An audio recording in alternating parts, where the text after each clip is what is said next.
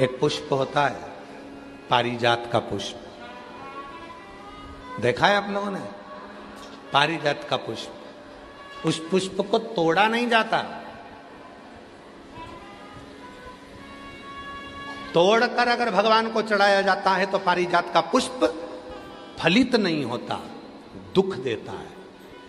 वो पुष्प का नियम है बाबा जी, वो पारिजात का पुष्प जमीन पे गिरे और उसको उठाया जाए, बिना धोए शिव जी को चढ़ाया जाए तो अनेक फल प्रदान कर देगा।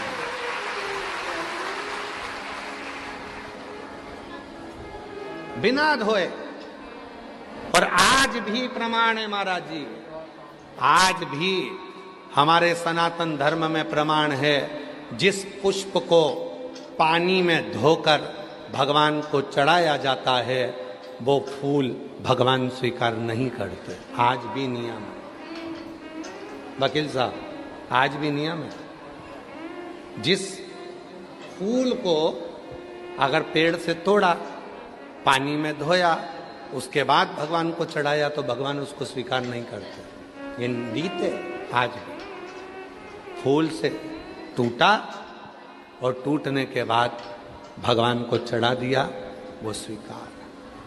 कई माताओं की आदत रहती है पानी के लोटे में, पानी की बाल्टी में फूल तोड़कर डाल लेती हैं, मंदिर जाती हैं, फूल चढ़ा देती हैं, उसी का पानी भगवान को चढ़ा देती हैं, पानी में ही फूल पड़ा रहता है, भगवान को चढ़ा रही हैं। कई लोगों की आदत रहती है, वो सोचते हैं कि हम जा तो रहे हैं, फूल अलग से कहाँ ले जाएंगे, पानी के लोटे में, पानी की बाल्टी में फूल डाल लिए, तोड़ तोड़ कर पानी की बाल्टी में फूल डाले और शिव जी को जाकर चढ़ा दिए। शिव स्वीकार नहीं करता। पूरी पुराण को उठाकर देखना, कहीं नहीं लिखा कि फूल को धोकर शिव को चढ़ाना। यहां तक लिख दिया कि पारिजात का यदि फूल, और ये पारिजात का फूल कब आया था? अभी अभी हमने कथा में वर्णन किया था, सीहोर की कथा में, सीहोर की कथा में वर्णन किया था, आप लोगों ने सुना होगा।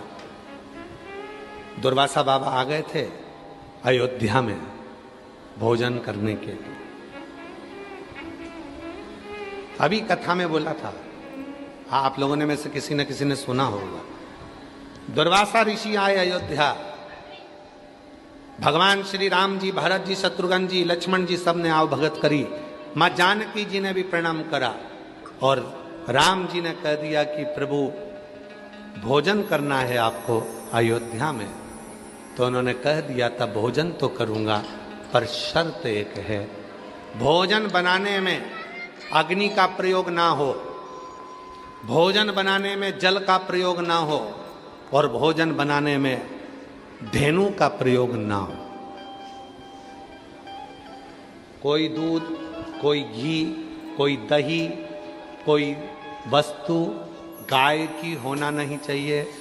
धेनु का प्रयोग भी ना हो, सुनो, अग्नि का प्रयोग भी ना हो और जल का प्रयोग भी ना हो।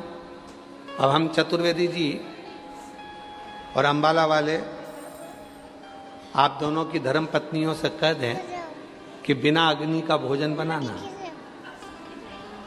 बिना पानी का भोजन बनाना और बिना धेनु का भोजन बनाना बन सकता है? तो जीजी बोलेगी कि नहीं बन सकता। बेटी बनेगा ही नहीं। आप में से कितने लोग हैं जो बिना पानी का भोजन बना सकते हैं, बिना अग्नि का भोजन बना सकते हैं, बिना धेनु का भोजन बना सकते हैं, बिना घी तेल का?